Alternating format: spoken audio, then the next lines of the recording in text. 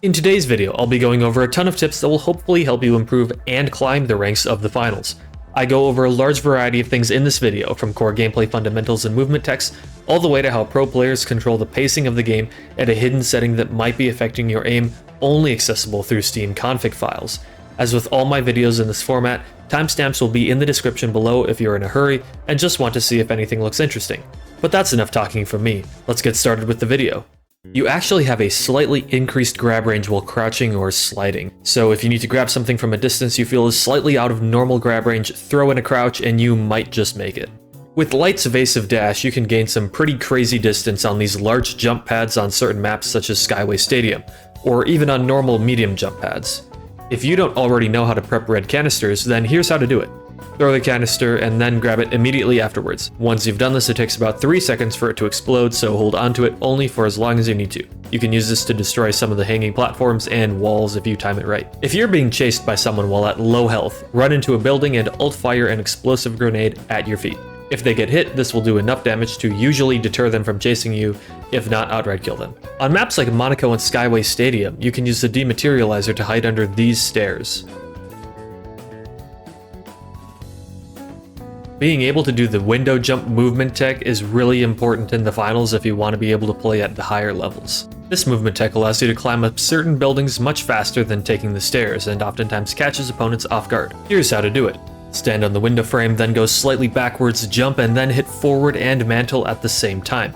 With a bit of practice, you should be able to do it fairly consistently. If you're playing Power Shift, you should know that goo actually slows down the platforms. This makes using the goo gun as a heavy a really great way to slow down the platform without actually getting onto it. And if you end up using goo as cover on the platform, be aware that you are sacrificing a little bit of speed to do so. The throwing knives have some bloom on the first 2 throws that you do with them while moving, but do not have this bloom if you are standing still. So if you need your knife throws to be perfectly accurate, stand still, or just open your engagements with ult fire, which is what I recommend. If you aren't using the explosive mines for information, it's sometimes better to put 2 of them right next to each other, as this will allow you to kill a full health medium player. If anyone wasn't already aware, fire burns goo and gas, and smoke clears out fire. The finals has a mechanic called recoil smoothing, which means that if you move your crosshair a lot horizontally while firing, you have a lot less recoil. This makes certain weapons in the game feel much more usable. If a cashout is already halfway completed and you still haven't deposited yours, it might be a better idea to toss your cash box into the one that is already half completed instead of being behind on pacing.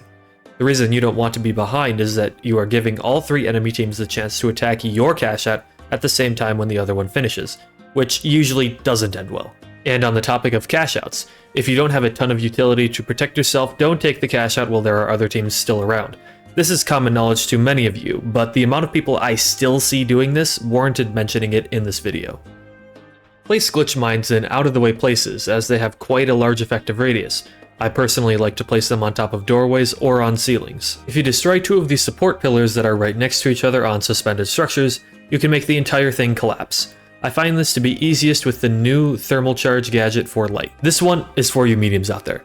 A lot of you all need to stop using the defibrillator on every revive. I know it's tempting, but the defibrillator is meant to be an emergency gadget, not something to use every time, especially since you now only get revived to half HP. If you can do a normal res, do a normal res. This is another one of those things that I thought was common knowledge, but I see so many people using the defib on the most random situations just because they can, and then it later ends up ruining the game for them.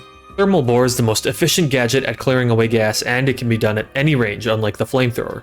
If you put a jump pad on the side of moving platforms, it can sometimes catch players off guard, or even kill them in maps like Seoul. The heavy barricade can block off doorways entirely, forcing players to find alternate routes to use or some kind of gadget to counter it. And finally, to finish things off, there's a setting in the game's config files that actually changes how you aim.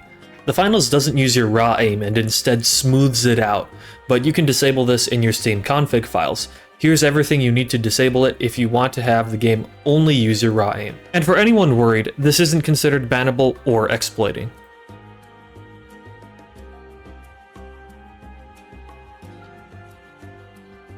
And that was 20 tips to help you improve in the finals. Hopefully you found at least one of these helpful, and if you want to see more videos on the finals, make sure to subscribe. Check out this video here where I discuss some tips for every single weapon in the game if you'd like to see some more educational finals content. And with that, I hope you all have a good day.